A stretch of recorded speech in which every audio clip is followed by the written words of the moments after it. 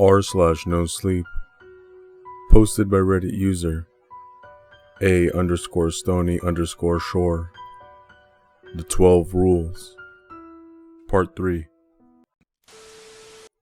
Rule 3. Don't look up. I get it. The sky is beautiful at night, but you should really focus on what's in front of you so you don't wind up lost in the cosmos. Or worse, with a sheared front axle from the boulder you somehow didn't see.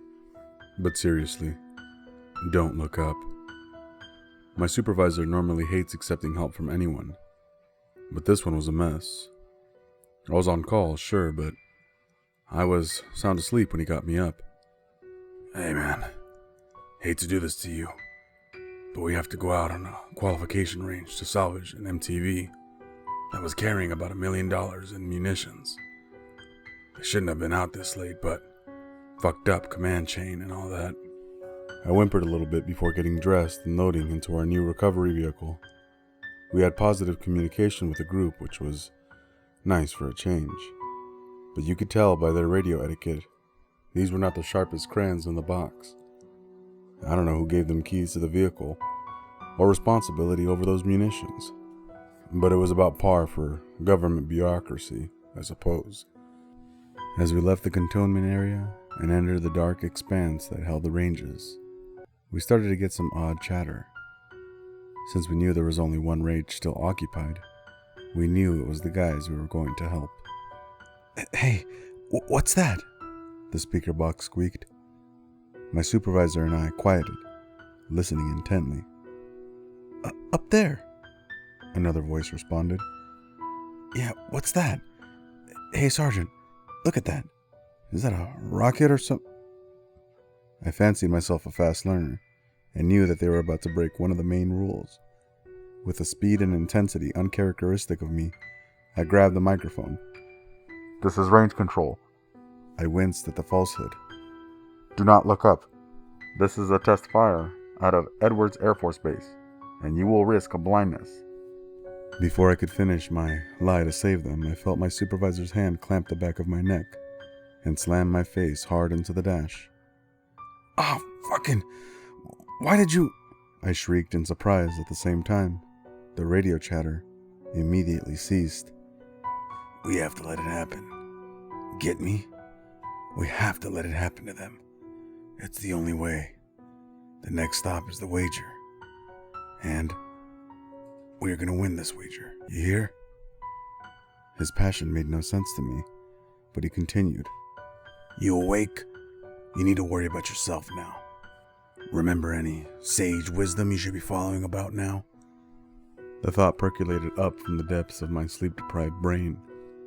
I never look up. Fucking right. The rest of the ride consisted of me locking eyes onto the radio, waiting for someone to come back online, as my supervisor did his best to keep his eyes on the road as low as possible, while still being able to drive the truck. We pulled up to the dirt parking lot at the entrance to the range.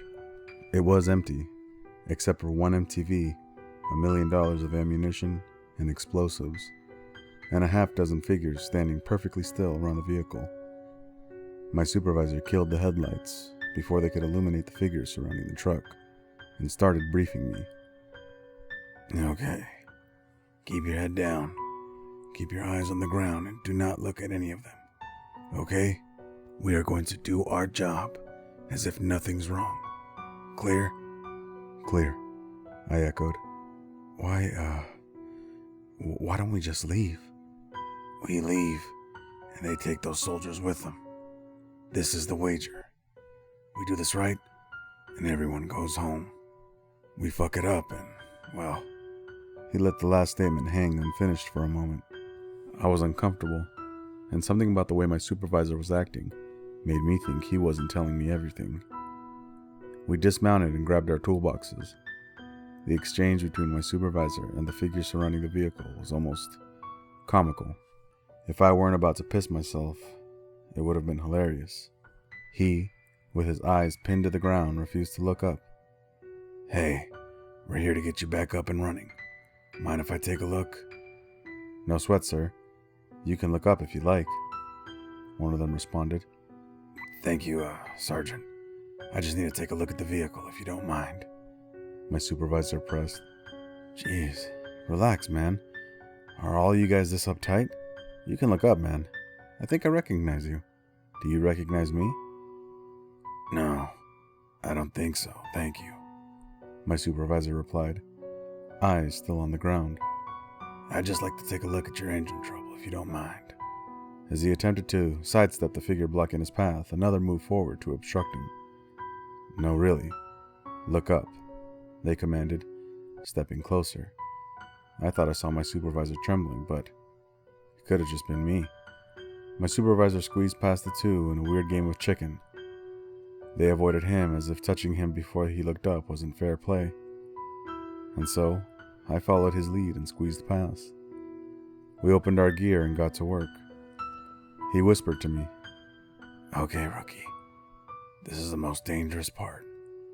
We're going to fix this piece of shit because that's how the wager goes. And they are going to try to get in your line of sight. If they do, you're fucked. Not we, you. This is essentially a single-player game. You get me? Yeah, thanks for getting me into this game, asshole. I nodded, eyes glued to my feet. What followed was a weird game of chess. The 6 figures crowded around us while we worked, doing their best to get on our peripheral view. My supervisor and I would pass tools to each other and make awkward small talk, as if things weren't consistently shifting, making odd noises and doing anything to get us to look their way. They'd even step in to hand us what we needed, or point to something we were looking for, as if they themselves knew everything we did. So, you see that new Alarak on the desert tortoise? One of the figures prompted, once again trying to engage us in small talk. My supervisor paused and laughed. What the fuck are you talking about, man? You know, it's gone extinct. Saddest thing. It's awful when people are to blame. We paused. The desert tortoise isn't extinct, man. My supervisor replied.